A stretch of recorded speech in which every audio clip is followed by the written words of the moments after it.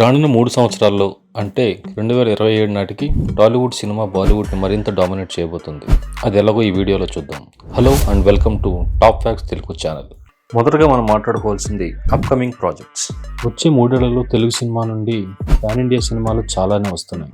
Prabhas Rajasaab, Spirit, కల్కి 2, Salaar 2, Fauji, Mahesh Babu Rajamouli cinema, Ram Charan విషయానికి వస్తే గేమ్ చేంజర్, అలాగే బుచ్చిబాబుతో ఒక సినిమా, junior NTR Devara part 1, War 2, Prashanth నీల్తో ఒక సినిమా దేవరా 2, అల్లు అర్జున్ పుష్ప 2, సందీప్ రెడ్డి వంగ సినిమా, త్రివిక్రమ్తో ఒక సినిమా, ఇలా చాలా సినిమాలు 1000 కోట్ల రేస్కి రెడీ అవుతున్నాయి.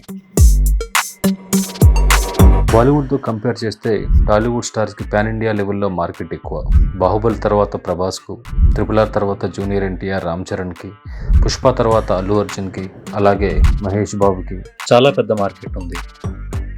Star directors Telugu.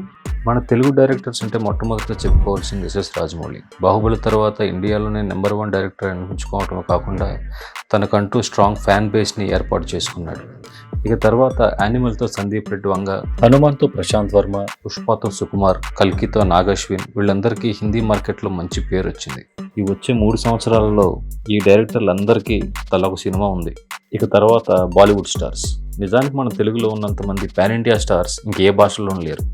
Hindi cinema విషయానికి వస్తే అమీర్ ఖాన్, షారుఖ్ ఖాన్, సల్మాన్ ఖాన్, రణబీర్ కపూర్కి తప్ప ఇక మిగిలిన హీరోలకి సౌత్లో అంత మార్కెట్ లేదు. అది కూడా వాళ్ళ సినిమా హిట్ అయితే. ఇక హృతిక్ రోషన్, రణ్వీర్ సింగ్, అక్షయ్ కుమార్, అజయ్ దేవ్గన్ వీళ్ళకి ఎప్పటిదాకా సౌత్లో మంచి హిట్ రాలేదు. Bollywood upcoming movies.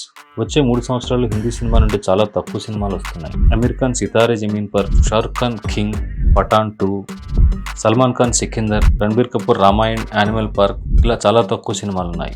మన తెలుగు సినిమాల సంఖ్యతో పోలిస్తే చాలా తక్కువనే చెప్పుకోవాలి. North market versus south market. ఇప్పటిదాకా సౌత్లో ఎక్కువ కలెక్ట్ చేసిన హిందీ సినిమా జవాన్ 150 కోట్లు, అది కూడా హిందీ వర్షన్తో కలిపితే. అదే కొన్ని సంవత్సరాల క్రితం బాహుబలి 500 కోట్లు కలెక్ట్ చేసింది. ఇప్పుడు RRR 277 కోట్లు, కల్కి 227 కోట్లు, ఆదిపురుష్ 180 కోట్లు, పుష్ప 100 కోట్లు. ఇలా నార్త్లో తెలుగు వాళ్ళకున్న మార్కెట్ సౌత్లో హిందీ వాళ్ళకి లేదు. Bollywood cinema stories and boycott trend. బాలీవుడ్లో హిందువుల మనోభావాలు దెబ్బతీసే సినిమాల వల్ల హిందీ సినిమాని బాయ్కాట్ చేయాలని అనే వార్తలు మనం చాలా విన్నాం. రీసెంట్గా వచ్చిన ద కాందహార్ హైజాక్లో హైజాకర్స్ పేర్లను మార్చి హిందువుల పేర్లను పెట్టడం వల్ల దాన్ని బ్యాన్ చేయాలని ఢిల్లీ హైకోర్టు వరకు వెళ్లారు. తర్వాత డిస్క్లైమర్ వేయడంతో విత్డ్రా చేసుకున్నారనుకోండి. ఇక కథల విషయానికి వస్తే ఈ మధ్య వచ్చే హిందీ సినిమాలు కేవలం మల్టీప్లెక్స్ ఆడియన్స్కి నచ్చేలా ఉన్నాయి. నేషనలిజం, హిందుత్వ ఐడియాలజీ ఎక్కువగా ఉన్న ఈ తరం యువకులకు సంబంధించిన కథలు అందించడంలో వెనకబడుతున్నారు. ఇటు తెలుగు సినిమాకి వస్తే హనుమాన్, కల్కి ఎంత పెద్ద హిట్ అయ్యాయో చూస్తే మీకే అర్థమవుతుంది. అయినా వాళ్ళ దృష్టి అంతా సినిమాల కన్నా వెబ్ సిరీస్ మీద ఎక్కువగా ఉందనిపిస్తుంది.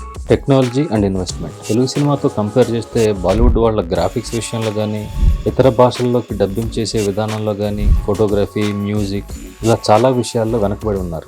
ఈ వచ్చే 3 సంవత్సరాలు ఇదేమీ మెరుగుపడుతున్నట్లు అనిపించడం లేదు. ఇక ఇన్వెస్ట్మెంట్ విషయానికి వస్తే బాలీవుడ్ డైరెక్టర్లు, ప్రొడ్యూసర్లు, పెద్ద పెద్ద నిర్మాణ సంస్థలు తెలుగు సినిమాలు ప్రొడ్యూస్ చేయడానికి ఎక్కువ ఆసక్తి చూపిస్తున్నారు అనిపిస్తుంది.